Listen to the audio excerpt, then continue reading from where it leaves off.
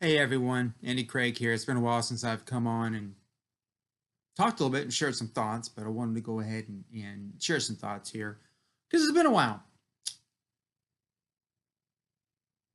If you follow me at all, you understand that I've got thoughts about what it means to be a warrior, opinions about that. And this thought hit me the other day. In fact, it was just last night about what a warrior is because I've had a hard time really describing, really defining what it means to be a warrior.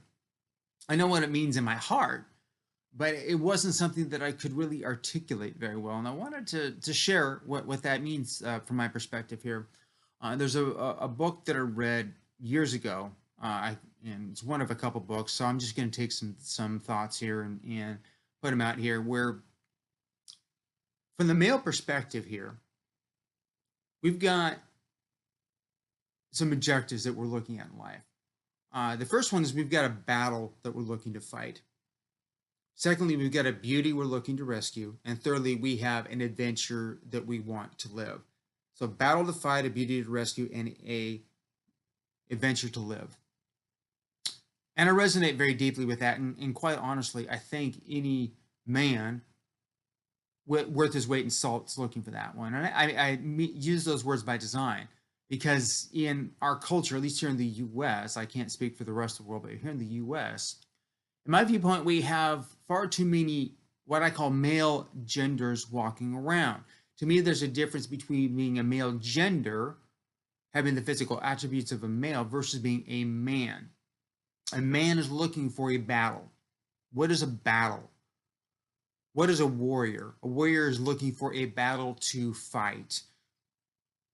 And that's kind of hard to conceptualize. It's kind of hard to put into words. I know what I mean when I say it, but I've also recognized that most people don't have a clue what it is I'm talking about because it's hard to really conceptualize. So here's what I mean by battle to fight, what it means to be a warrior.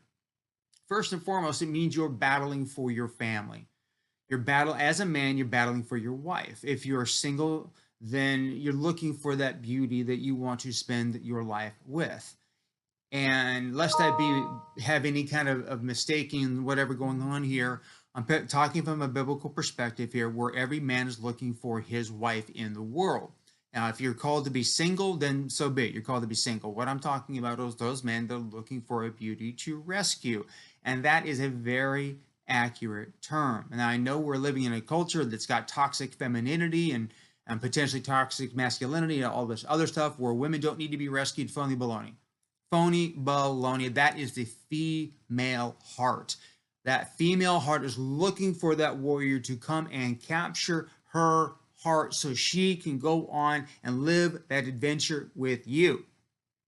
So you're looking for that, first and foremost, that beauty to rescue, that to live life with there, that you're going to go and create godly children with, because that's literally what the Bible is looking for, what God said to do. Go and become unified with your wife and create godly children from your union here. That's what he's looking for here. And secondly, what you're looking to battle on is that the way you're called to in life, your business, your calling, your career, your purpose. What is it that you're placed here on planet Earth to do? That is part of that warrior. You have that mindset that you're going out and you're battling. It's for your families, for your wife. It's also for culture. Thirdly, what are we looking to do? We're looking to pray. As a warrior, we're stepping into the Spirit. We are battling with the Word of God, that spoken Word of God, knowing that we're not battling flesh and blood. We're not battling your enemies. We're not battling anyone that's out there. We're battling an ideology that's in our mind that's contrary to the Word of God. Because Ephesians 6 says, take on the full armor of God, the helmet of salvation, the breastplate of righteousness, the girdle of truth, the sandals of peace, your sword of the Spirit. There's a few of the things in there I'm not sharing right now, but that sword with the shield of faith is to quench the fiery darts of Satan here. That sword, that spoken word, is the word of God that is uttered from our mouth. So we're looking to engage in that because, especially what we're looking at right now in the aftermath of some of the tragic events here with Charlie Kirk and the rest of things here, we've got a very real spiritual enemy. His name is Satan. And he hates the church. He hates all things godly.